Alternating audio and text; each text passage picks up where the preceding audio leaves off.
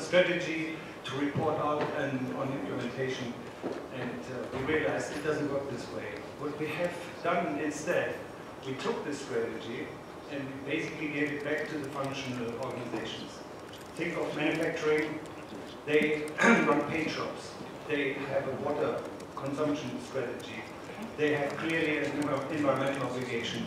We have product development, which has tons of sustainability objectives. Think of recycling, recyclability, fuel consumption, and so on. But even where you wouldn't expect sustainability challenges, like in HR, human resources, we know that sustainability includes societal targets, but also business targets. So by giving it back to the functions, we have given it into the teams, where we now hope that over time the DNAs will change. People will make sustainability questions part of their daily questions, and not an oversight or an over objective at the end when everything is done. You tick the box which says is it environmentally friendly and whatnot. And then it comes back to me in my activity or my counterparts around the globe to make sure it fits to the strategies we have set. The reporting out. The sustainability report, which you can download from the internet, of course, is part of it. So that's the approach we have taken, and with that, I hand it over to you. Good. Well, before I let you go with the microphone, can you just speak a little bit about how you're defining the purpose of Ford today, and how you got to that point, if it's changed or evolved? Yeah, when I speak here later, I will talk about sustainability more or less today in the context of mobility.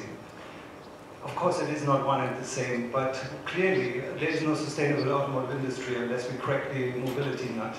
So that's probably the key answer to your question. The old 15-year-old approach to sustainability was clean and green, and now it has morphed into a new era, and we just have to look at it much more holistically, where the automotive industry is just going to be a tiny little bit of a new transportation ecosystem, which is keeping people mobile. And I think from the standpoint of the brand positioning or purpose, you've moved away from delivering automobiles to delivering mobility, which again, I wanted to just emphasize the opportunity for a purpose to shift the way a company thinks about its business models and what products or services it's delivering. So that's been a very big transformation, I think, for Ford and in the auto industry for sure. So Elena, talk a little bit about Samsung's purpose and how you're contributing to trying to help define that and establish it. Hello everyone, it's Elena from Samsung. In Samsung, our strategy is focused, our CSR strategy is focused on the main problems, the main issues across Europe and across Spain, of course. Because we think that our company say think global at local, please. We identified 2 years ago 2 issues very important in Spain. That one of them is the education and the other one is unemployment. In the first one, we developed a program, a specific program jointly with the Ministry of Education, to implement digital smart education across Spain. We have an agreement with the ministry and with 14 regional governments so far, and we are developing this program.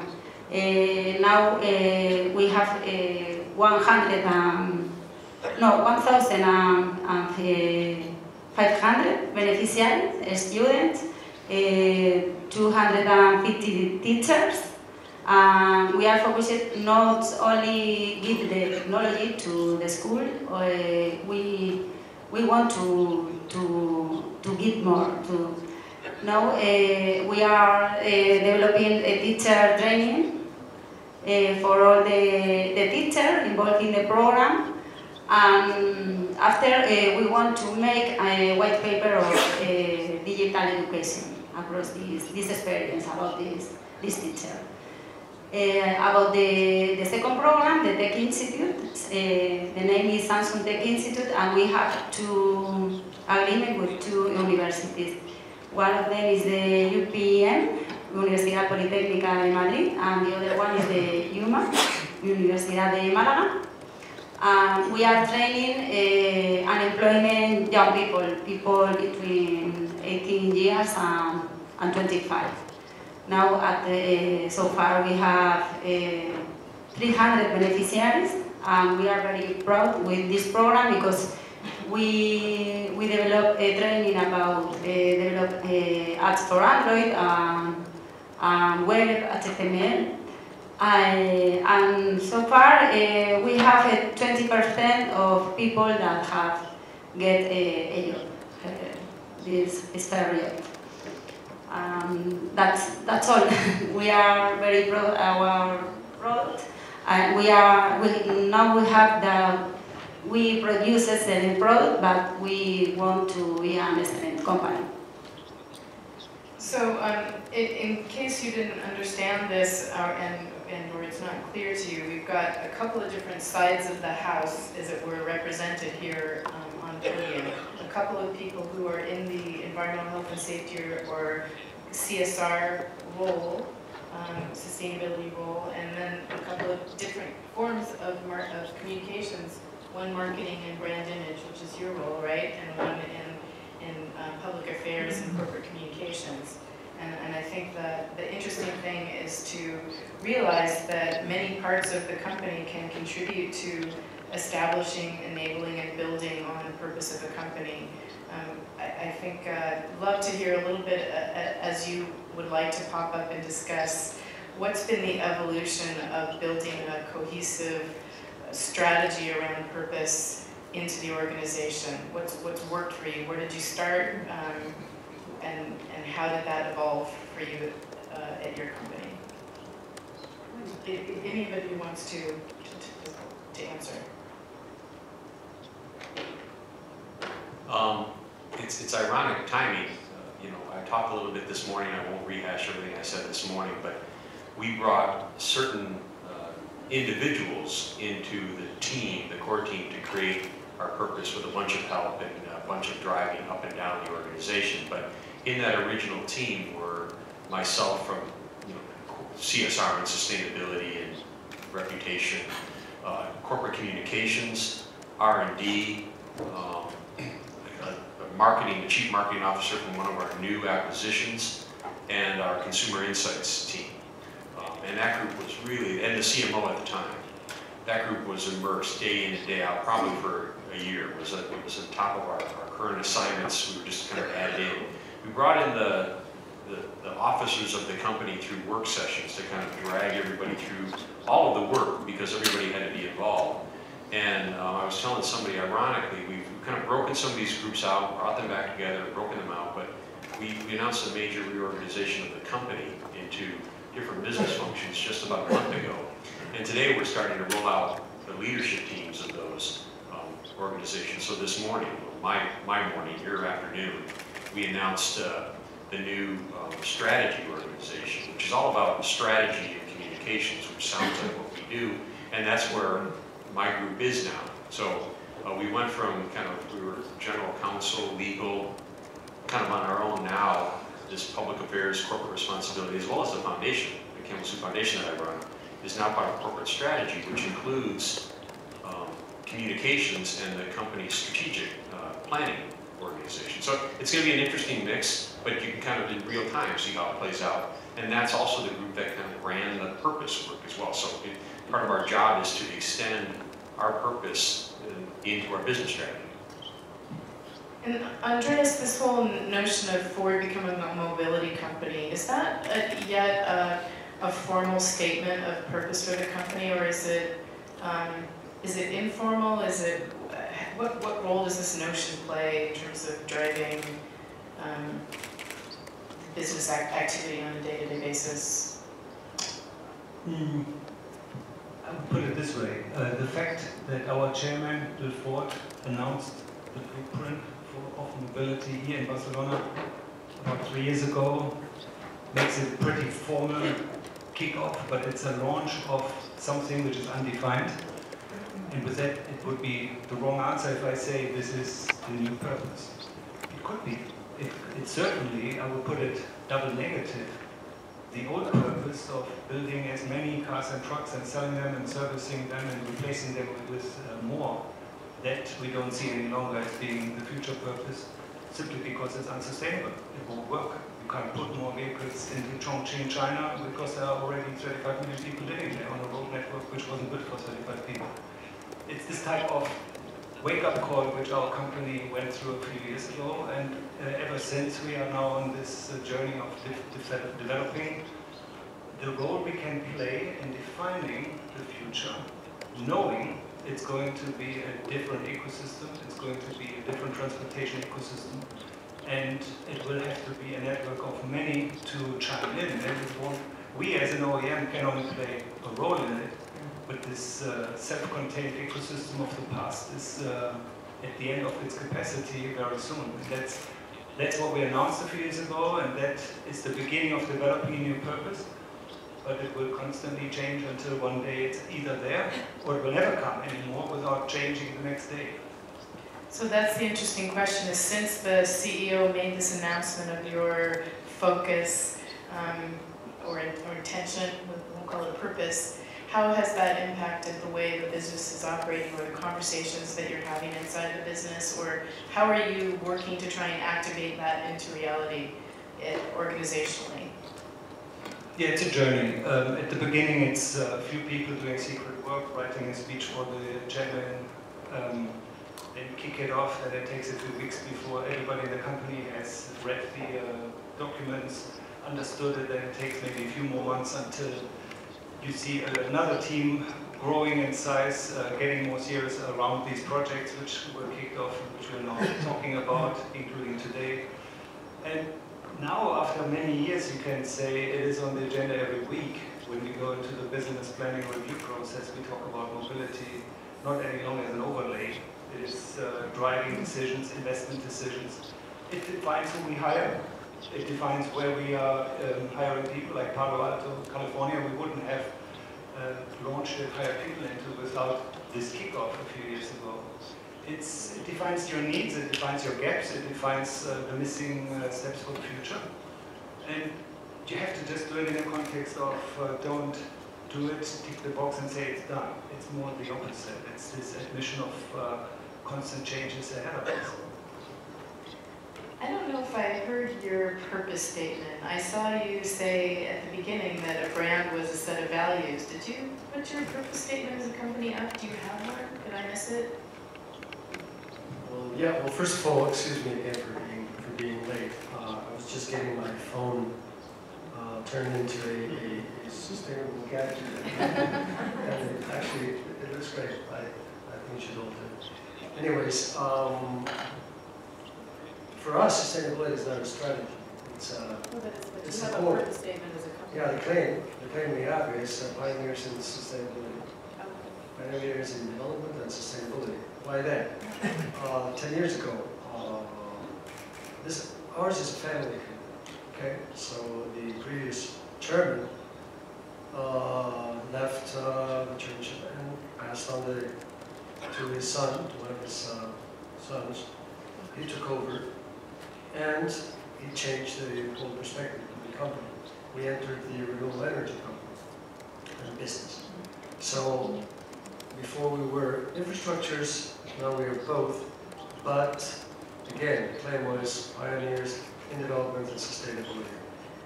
And the whole point was nothing in our business can be addressed other than through that perspective, the perspective of sustainability.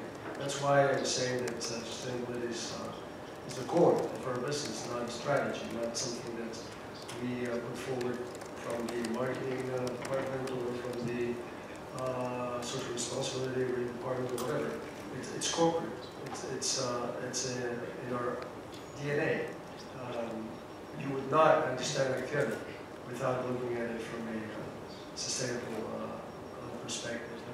So that also helps a lot in lowering the pressure of, well, that many companies have to, let me be a bit pejorative, to pretend being sustainable.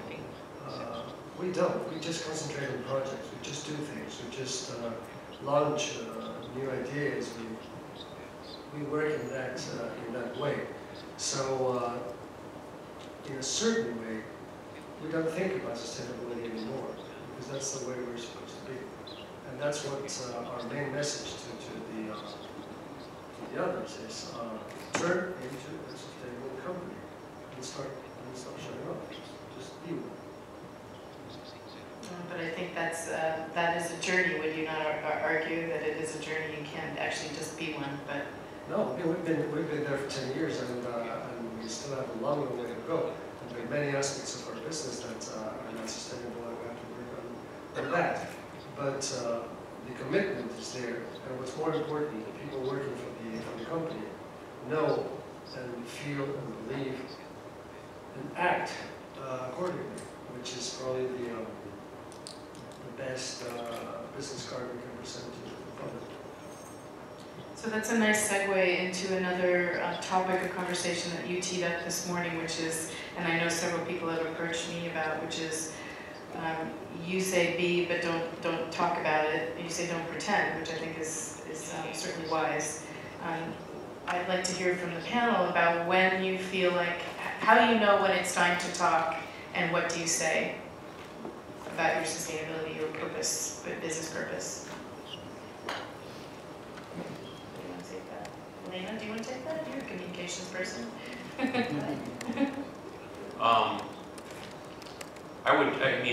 Again, I think every company has a different approach to this based on their communication strategy and what they're trying to get across. The way I approach it is a much longer term agenda, trying to set a fairly clear description of what the future, the state of success looks like.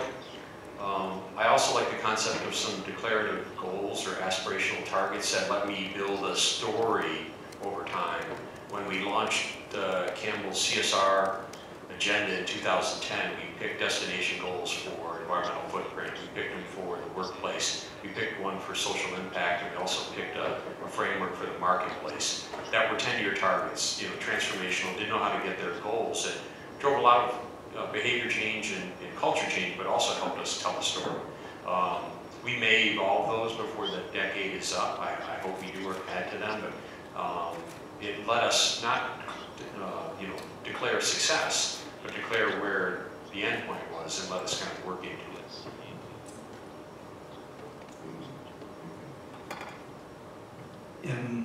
I think it depends really on what you want to communicate.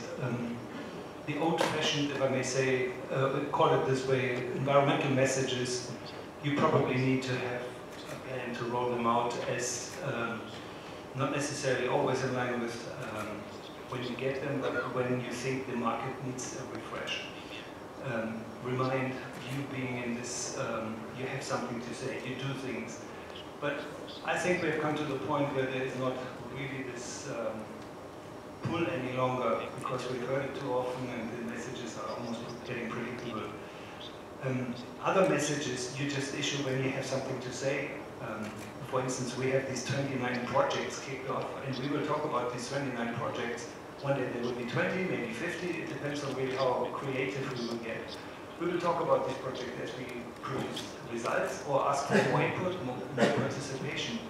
And so the communication plan will be much more instinct-driven than following a corporate strategy of typical public affairs. But at the end of the day, to your point, if there is no substance behind your communication, you might as well be quiet, because this world is now so connected.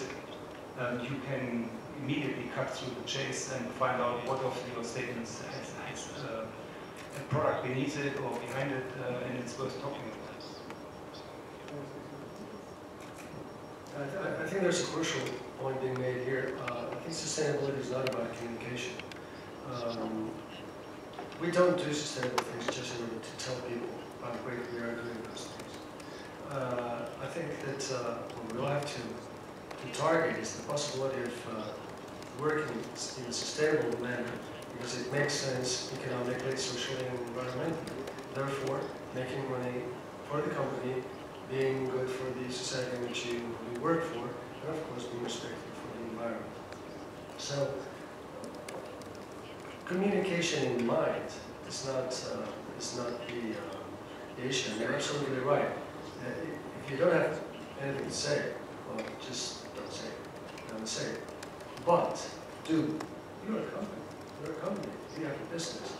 And you have to prove that doing things in a sustainable way are cheaper, maybe, than doing it the wrong way. That they don't have certain bad consequences for society in very many respects. So it's, again, and this is something that I raised before. Let me turn into politics for a second. Unfortunately, sustainability, in the same way that it's been perceived as a communication issue, has also been perceived as a left-wing or right-wing issue. And that's been dreadfully bad for sustainability. It doesn't belong to the left, it doesn't belong to the right. And it's not about communicating. It's about thinking of the way the future we want, and thinking about the way we want to do business, and thinking about the way we can prove that doing business in a sustainable manner is better for the shareholders and for the public. Sorry, as Pío said, and now in Samsung we are a company that sells product. So one of our proposals with the CSR program and our commitment is to be credible. The first step that our company gave was to separate the corporate marketing department to the CSR department. Okay, in order to communicate that we are different, because we are not looking for business. There are other areas, other departments that sell product, but no. Our proposal is to commitment to Spain and to the society. So do you guys see a difference between advice that should be picked up by a business-to-business company versus a business-to-consumer company on this front? Because I do feel a little bit at odds with your perspective on this, partly because I feel that one of the ways that we need to employ to get ourselves to a sustainable future is to help educate consumers about the issues related to sustainable consumption and production. And that does require some communication, and it's a challenge that I think we miss when we don't commit to getting involved in communicating about that. I'm wondering if that's specific, perhaps, to a consumer-facing company. I don't know if you have a perspective on that, Dave. Or... Yeah, I can give you just one sentence. First, I don't know the answer to your question. But thinking on my feet, with so many thousand employees, with 110 plus years history in doing it a different way, internal communication is probably just at the beginning of what it takes to get to where Pío has already been in this company, which is the paradigm shift, the DNA embedding and so on. And as I said earlier, sustainability is still in many people's mind, and maybe even all the way up to senior management. It's the it stands for environmentally friendly or environmentally responsible, and just making that next leap towards making sure it's more than that. It's sustainability in the whole context of your business. There's so much more to be done. So internal communication is probably at the beginning of its responsibilities. And I would just say that I guess to answer the first part of the question first on the consumer side. I mean, ironically, my last company was a tech company, an Intel, and a consumer brand. People knew the brand, right? That over the years, Intel created a brand that consumers knew. So we had to communicate in a way that even though we were selling to Dell and HP, that we had to communicate in a consumer-friendly way, and we got a little better over time. I think they're actually even better today. Campbell, ironically, who everybody would assume is a consumer company, sells to business, right? We sell to retailers, as do most CPG companies. But so there's a dual communication. We not only have to let the consumer know what we stand for, we also have to work with our retailers, the Walmarts and the Tesco's of the world, Carrefours to help them understand and move their strategies with our own. So it's a complex thing, and I don't know that we're all, I think we're actually saying, I think we agree probably more than we disagree on the B versus C, but I think we all agree that we have to behave our way into this. You only have the right to communicate in today's market when you're behaving that way. And the transparency that you described, where everybody can know what we're doing, whether we want them to or not, really drives behavior. I think the point I was trying to make is that if I'm building a corporate strategy around sustainability or purpose, there are several parts of the strategy that they range from governance, performance, metrics, right, including communication. They're all, and so there is a strategy around it. I don't just kind of hope that people find out about it anymore. I guess what I was trying to get at is there such a thing as green hush, which is the opposite of greenwash, which in the US we definitely saw a swing from greenwash in the maybe 2007 to 2008 timeframe to green hush, which really saw companies completely stopping talking about or engaging around this topic with their stakeholders, including their customers. Let me just go back to one thing we were saying before. Of course we communicate, and doing this communicating also. But fortunately, things have changed a lot. And the distinction between B2B and B2C companies in this specific matter, in the matter of sustainability, is blurry. It's not that important anymore. Let me give you just one example. Our infrastructure division, if they have to build a bridge, today there are about 10, 15 companies as good as ours, or we are as good as 10 or 15 companies, in the sense that there are great engineers, there are great architects, and we all do more or less the same thing. Unfortunately, we are awarded the bridge or the tunnel or whatever because we go a step forward. We think about the community. We present our case, maybe building a park near the tunnel or near the bridge. Other things are starting to be important because we offer them, because the authorities that award us with that bridge are also sensitive about, but mostly because the people are demanding it. If we don't analyze, if we don't listen to the needs of the people, we're getting nowhere. And that's the big change that's taking place. Before, we were imposing on people the solutions. Now we are listening a bit more, not all, but a bit more to their needs. And when doing that, we are communicating B2C, whether we are B2B or B2C. One of the other things that comes up a lot in my travels around the world, certainly in the US, is this notion that the word sustainability in and of itself is an inherent problem to our communications and to our thinking about the innovation potential that underlies this response to environmental and social challenges. Anybody want to comment on that word? I mean, we definitely feel that using the word in and of itself is probably worth leaving on the table. Can you talk about how you're using other language, or give us any feedback about that from your perspective? When I hear the German translation of sustainability, I have exactly that reaction. When I hear the English word, then I have a completely different reaction. Now, I was thinking, how can it be? Because I know both words in both languages, and they both mean the same in both languages. And I can only assume in my own mother tongue, it sounds exactly like what maybe is the issue around the world, which is this afterthought, I've done everything I had to do, oh, now I have to make a statement around sustainability.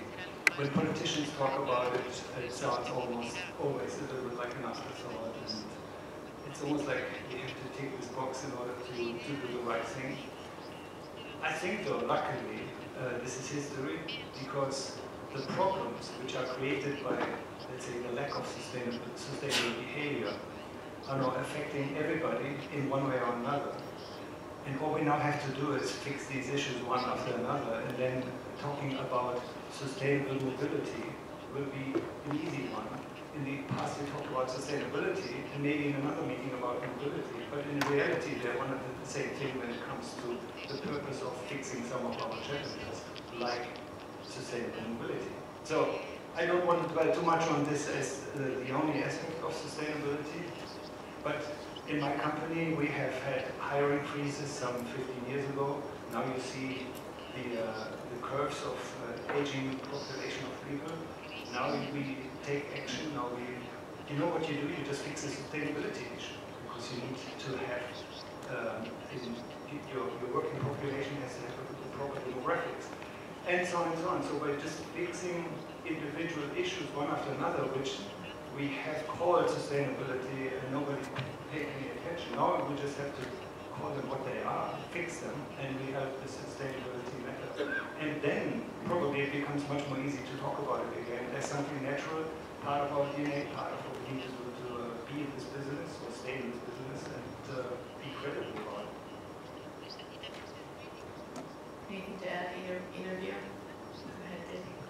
Just short, I just think it's audience-based. I think whether you're talking inside of a corporation in the US, in Barcelona, in Asia, you're talking to consumers, you're talking to public policymakers, you're talking to students, the word has connotations. And as long as you understand those and you understand what the audience definition of sustainability is, it helps. And I think in the US often the word sustainability gets pigeonholed very quickly to environment. And which is fine if that's the needle you're trying to move. If you're trying to move public policy and social impact, you've kind of talked yourself into this corner. So I do think it has its limits, and I think it's frankly probably, and same with corporate social responsibility. I think both terms have kind of been a detriment to the maturation of the whole discipline. I would agree, and we find when we get into conversation with companies who are multi-brand companies who are trying to grapple with this idea about how do they think about the opportunity for innovation connected with environmental and social problems or solutions, that just that word limits the thinking. And there's some fantastic research out there that is helping people get at understanding what consumers really care about. And so then how can you connect a meaningful aspect of health and wellness or environment or social well-being or any of the many other aspects that fall under this umbrella to something that is meaningful and relevant to your brand and your business and your consumer. And I think that's an important journey for us all to get on. Yeah. Is Raphael in the room from BBMG? Yeah. No? Well, tomorrow. Yeah, tomorrow, you'll hear. If you're here tomorrow, Raphael's doing a session on understanding the aspirations. And it's the consumer. It's not focused on sustainability or corporate social responsibility. It's about the consumer demand to be aspirational. And a lot of this comes, he uses a different terminology for it, but it's actually good. Yes. I don't want to get everybody out in one breakout, but it's a good breakout. Yeah, and I would say, I alluded to the meaningful brands research that Havas has done. I would definitely take note of that and encourage you to look up that research on our website and our library. Havas's Meaningful Brands work, and also there's a company in the US called Conscientious Innovations that has also done a great deal of qualitative and quantitative assessment about the various ways that we can tap into human needs or desires that can ladder up to this bigger idea that we're talking about what sustainability is. So I wonder if I can get you guys on the panel to share maybe a couple of the key learnings that you have found helpful in working towards trying to embed a purpose into your organization. What are the key bits of advice that you would give? You already said don't talk, do. I think that's good, but anything more about how you've created the DNA? Consistency. I mean, I think to be coherent, consistent.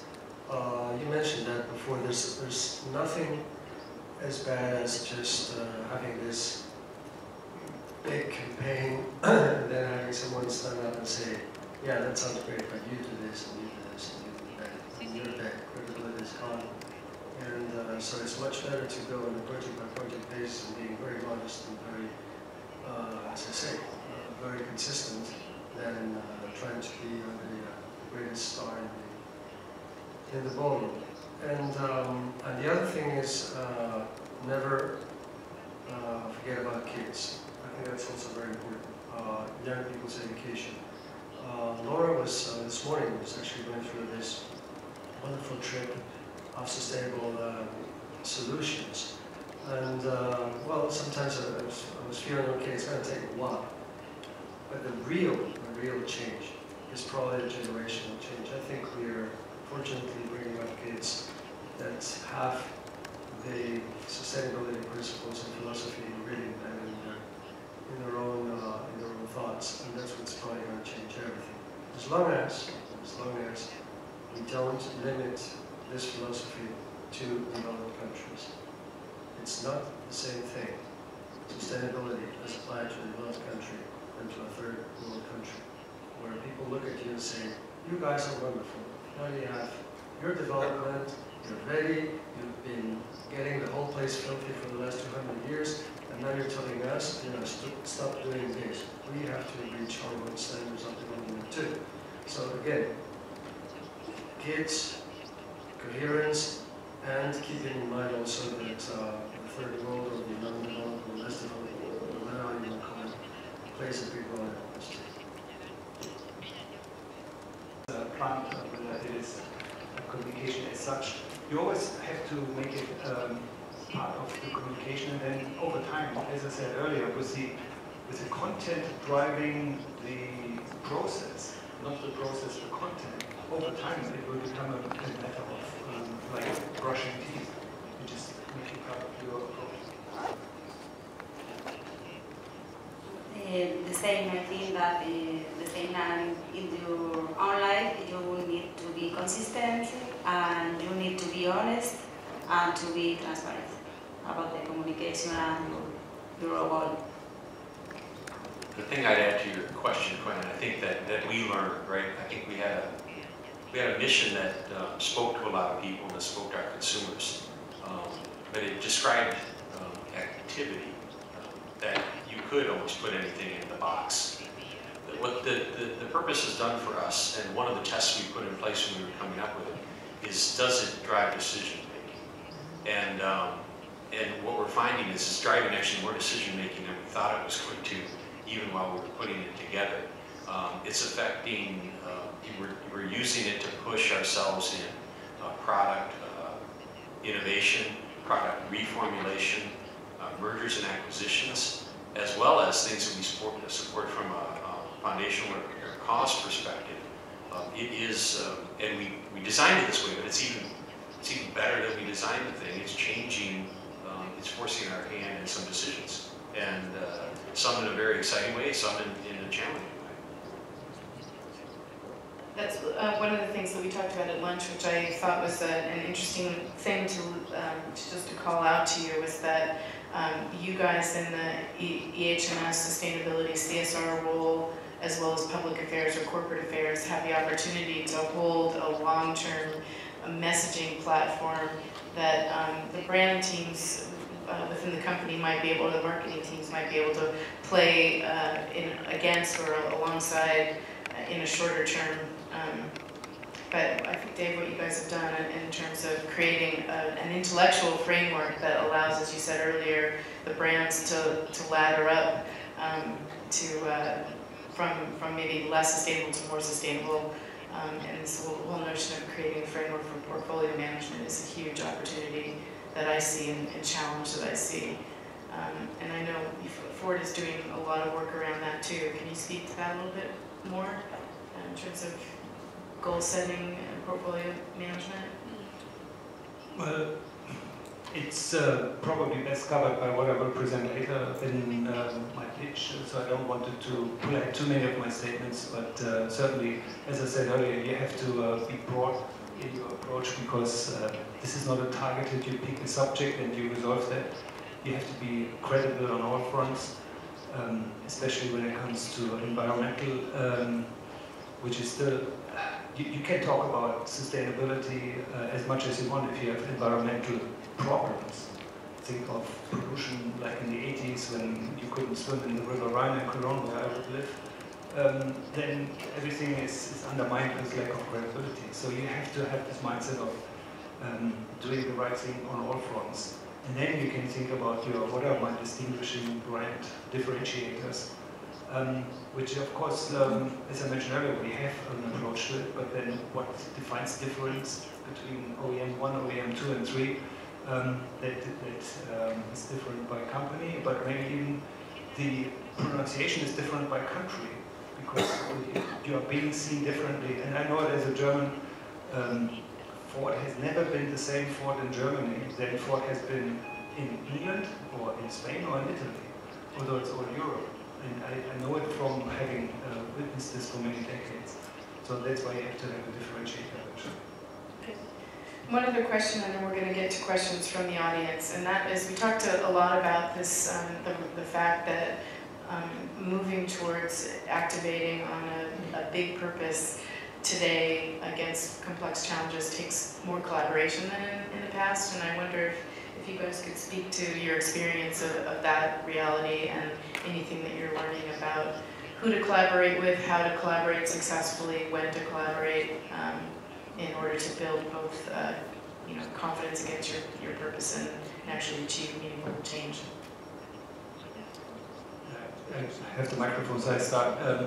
I would say if you have a common objective, a common goal, it's easy. You meet, you smile, you lay down your objectives, you write down what you can accomplish and you go for it. But let's be clear, that common mutual starting point is sometimes still more the exception than the rule of, even if you say future has arrived, especially in the automotive industry, the standoff between regulation, either political or even city regulation, and what the city tries to accomplish versus what OEMs historically have tried to accomplish. There's still so much history baggage that the starting point sometimes is more accusations rather than collaboration. So when we say it's needed, then it's in many cases more like a cry for press the reset button and realize the enemy is a common one and not against each other. But it has started, and I think you can see it, especially in this city, you can see a lot of collaboration which is bearing fruits already. But it takes trust, it takes time, and you need to have probably also encouragement from the outside, like a conference like this. In our sector, I think we need, as in many others, public-private collaboration. And we need to work a lot on that. But that doesn't mean joint venturing, having common projects, going hand in hand. Sometimes it means legal security, so that companies know where they're working, how they can move around. It also means understanding what political programs are and having the politicians fulfill those programs and be faithful so that you can actually trust that that's the way it's going to go. Collaboration in the broadest sense possible, which is identifying common goals based on the needs of the society and then working together from the private world and the public world.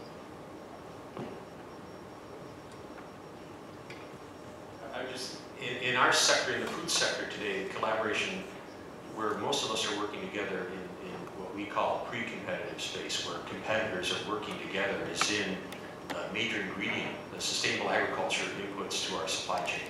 And many of us are members of the Consumer Good Forum that have taken a pretty major deforestation pledge that focuses on beef and soy and fiber and palm, and to get there we have to share best practices.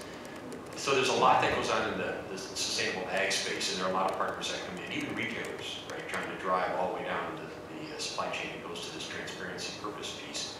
But then where we would collaborate externally would be in the social impact space, where we may be focused on improving the health of a certain population, kind of leveraging the food heritage, but there's other partners that might do better work at building a healthier food network. or getting food in, or food education, nutrition education, where a lot of our nonprofit partnerships have gone to focus on these specific verticals that are trying to drive the impact measures that we're having. But the industry is really coming together on the ingredients. So what challenges are you facing, or what questions do you have as you think about how you might adopt a bigger purpose for your companies or your organizations that maybe your panelists can respond to? Don't be shy. Yeah. If you can stand up and yell, then I'll try to repeat. Or come forward.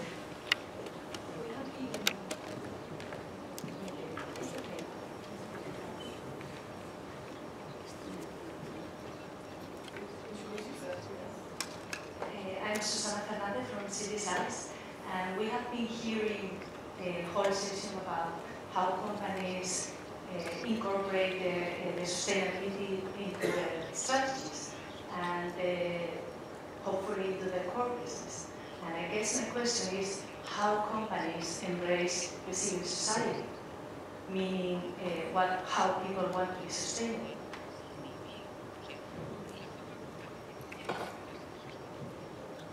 I think if I understand you correctly, you're kind of asking how do we make partners out of civil society? Is that right? Or?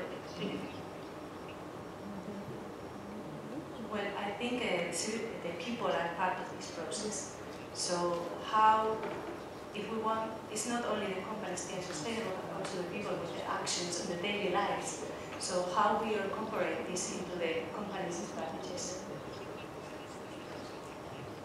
Yes, that's a bit of a communication. Do you want to talk about that, or? You want to restate it?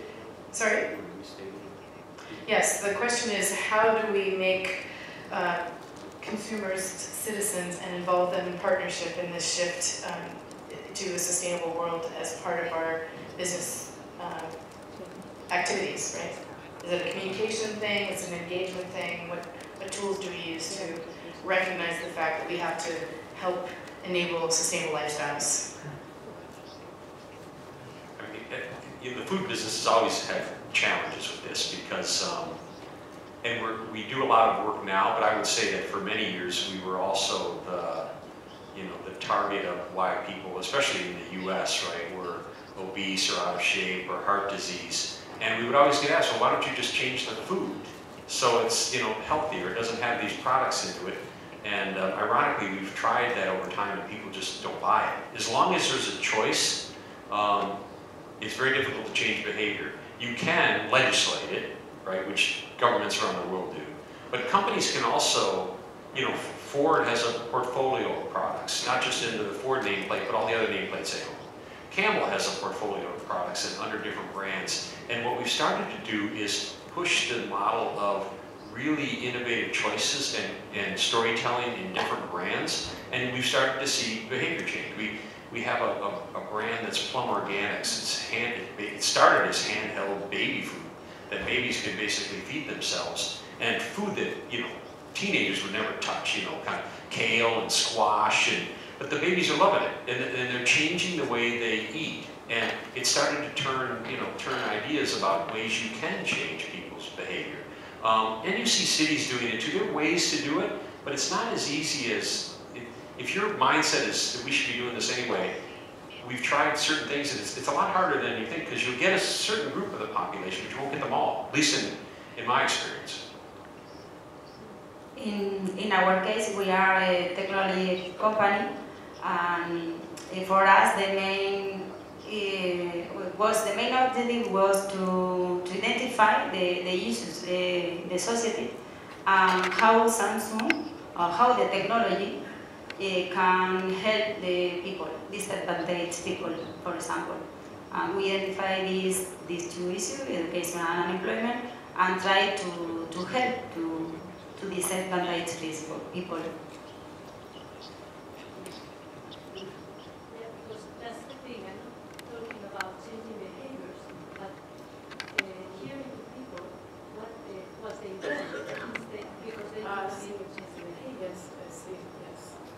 Maybe I can help because we do old-fashioned consumer research. I say it a little bit of a smile, but it is true. You have to talk to people, but not necessarily only in a classic way, where you go to a hotel room and show them a couple of something and ask for their opinion. There must be multiple approaches to consumers. A very simple one is talk to your 220,000 employees, because they're all consumers.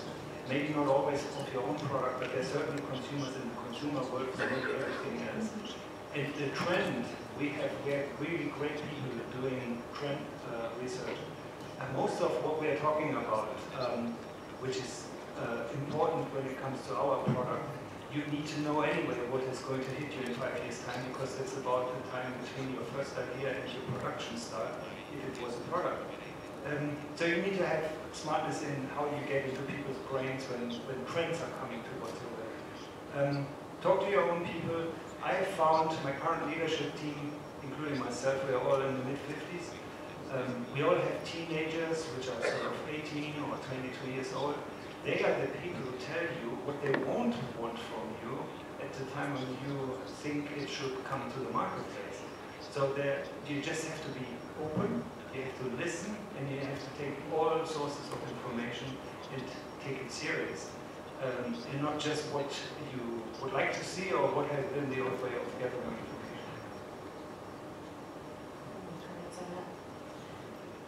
It's being responsive to clients' needs, but I mean, that's an ongoing master's degree. You never finish. You just have to listen all the time.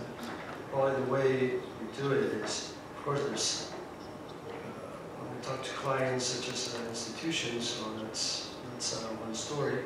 But the one case that has influenced us the most is the fact that we ended up working with 2,700 schools. And also we trained 10,000 youngsters in sustainability. And when we thought that we were teaching them, we were learning from them. And I think that was really important for us. We changed our mind, and some decisions were made on that basis. I think there's a lot of work that we're seeing going on right now in terms of rethinking how research is done, especially around issues that are difficult for us to engage around, like climate change. One of our researchers in our network is coming from the psychoanalytic field, where she's acknowledging the fact that the reality that we are likely to experience pretty dramatic change in our reality because of climate change is difficult and painful for many people to grapple with, and so they choose to ignore it. And so getting in conversation with them or listening to them about what they're feeling or wanting from their brands around that is difficult, because they don't even want to get into consciousness about it themselves. And so I think that's one of the things that we're seeing is first an inherent movement towards greater awareness of what's going on around the world, greater pain and sorrow and suffering out of recognition of all of the difficulty in the world that we now are faced with every day, and then this need to figure out how to process all of that and create new conversation and engagement, which I think some of our speakers spoke about. We have time for one more question. Does anybody else have something they're wrestling with that they wanted to put forward?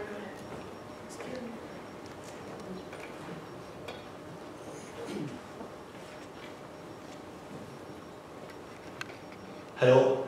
I just wanted to ask to anyone of you, or maybe to Ford or Samsung, especially because many millions of products living for a long time and with a lot of waste afterwards.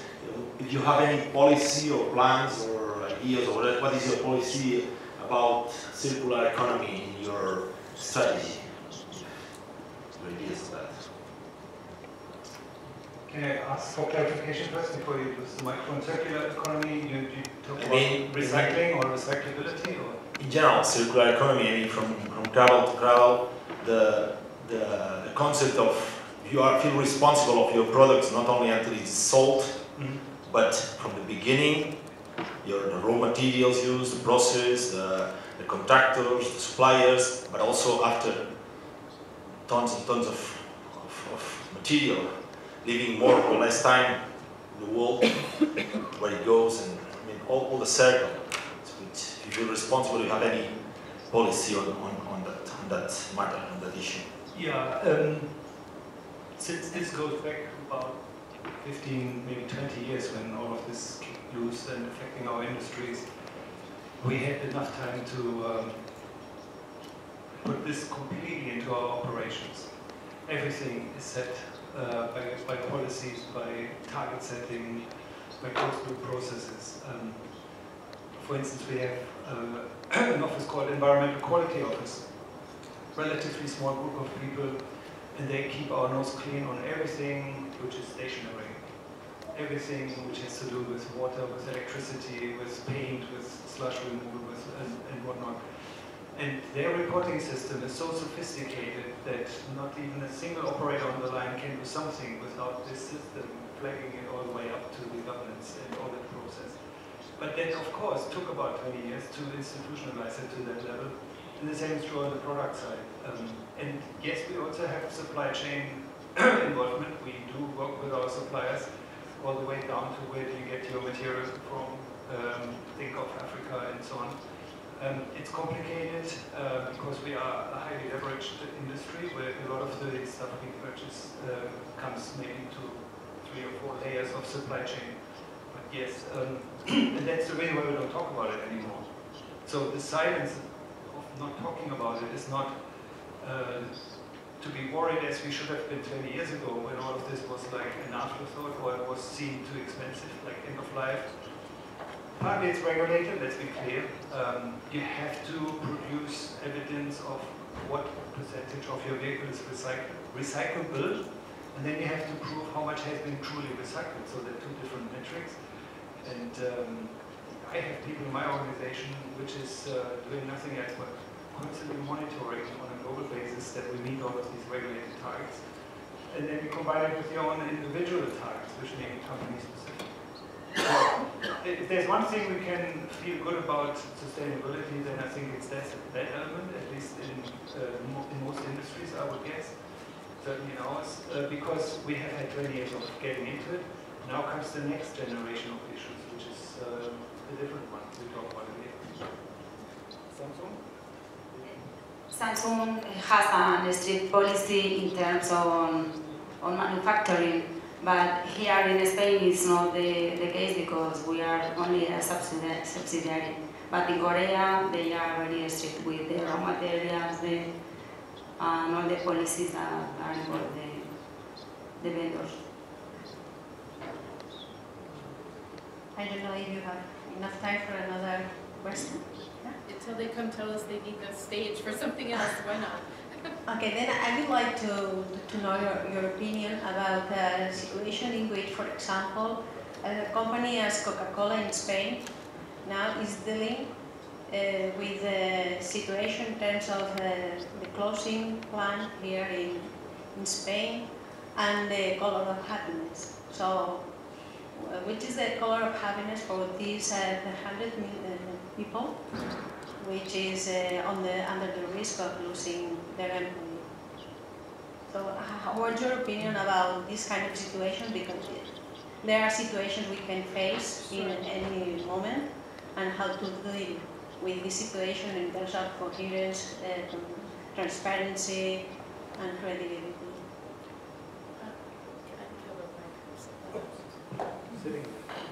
I certainly can't speak for Coke, and I certainly am not 100% familiar with the situation here, although I'm vaguely familiar with what's going on. I will say that our perspective is basically that the system is fundamentally handicapping companies who want to do the right thing, for one thing. And so, you know, if a company is under financial stress and their responsibility is to shareholder, you know, return, they have some requirement to behave in certain ways. Now, the way that they deal with the reality of needing to downsize, if that is the case, there are lots of ways to deal with that. And so, if your concern is they're not being transparent or authentic about what's driving that, then shame on on them, because certainly authenticity and transparency is important. Does that help?